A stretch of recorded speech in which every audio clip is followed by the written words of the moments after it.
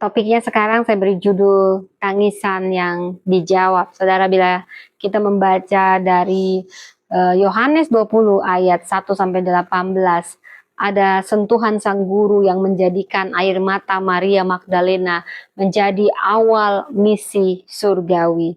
Saudara, ada tangisan yang tak asing di hadapan Tuhan. Setiap dari kita pasti pernah menangis, wow, pasti. Dan dalam sunyi, dalam sepi, dalam kehilangan, namun tahukah saudara bahwa air mata tidak pernah luput dari perhatian Tuhan. Dalam Yohanes 20 kita melihat perempuan pertama yang datang ke kubur Yesus dengan air mata duka. Tapi justru dari sanalah dimulai kisah perubahan dunia. Ada 3 pesan inti dari Yohanes 20 ayat 1 sampai 18. Tangisan tidak pernah disepelekan oleh surga. Maria menangis di depan kubur kosong, penuh kehilangan, penuh kebingungan. Tapi tangisan itu tidak diabaikan. Tuhan tidak berkata, "Jangan lebay kau Maria." Tapi ia bertanya, "Mengapa engkau menangis? Ibu, mengapa engkau menangis?" Yesus hadir di tengah air mata itu. Surga tidak hanya mencatat doa, surga juga mencatat setiap tetesan air mata. Matius 56 ayat 9 berkata, "Air mataku engkau taruh dalam kirbatmu. Bukankah semuanya engkau daftarkan?"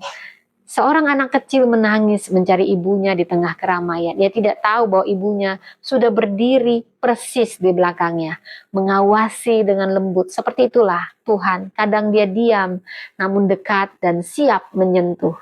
Yang kedua, nama kita dipanggil sebelum kita sadar siapa yang berdiri di depan kita. Maria tidak langsung mengenali Yesus. Dia pikir itu tukang kebun. Kenapa bisa demikian? Namun saat Yesus memanggil namanya Maria, dan saat itulah semua berubah. Ia menjawab, "Rabuni, guru." Apa yang mengubahnya?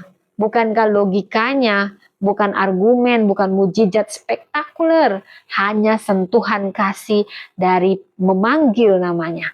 Bila kita membuka dari Yesaya 43 ayat 1, "Aku telah memanggil engkau dengan namamu. Engkau ini kepunyaanku." Saat Tuhan menyebut nama kita, bukan hanya telinga yang mendengar, jiwa kita pulang.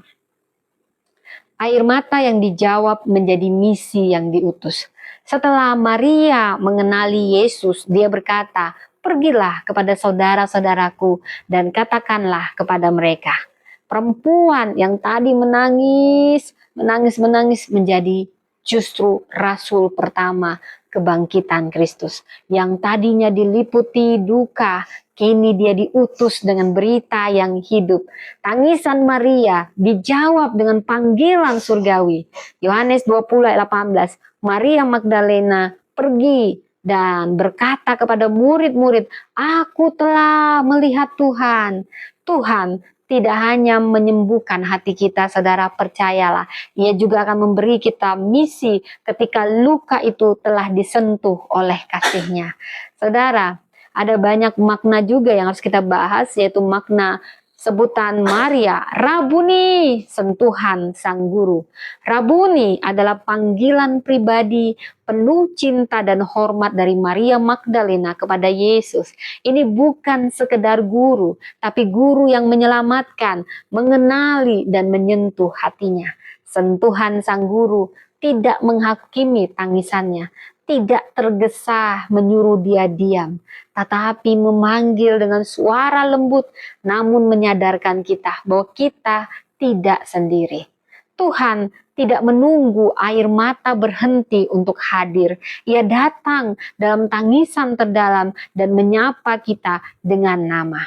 Inilah yang mengubah luka menjadi panggilan dan duka menjadi nyata. Saudara, apakah saat ini Anda sedang menangis seperti Maria? Apakah engkau merasa Tuhan tidak hadir? Mungkin kau tidak sadar, tapi Dia sedang berdiri di dekatmu. Diam, dengarkan. Mungkin sebentar lagi kau akan mendengar suaranya memanggil namamu. Dan saat itu terjadi, kita akan tahu Dia tidak pernah meninggalkan kita. suaramu ku dengar memanggil namaku. Nah, itu buat ya saudara. Oke, Tuhan memberkati.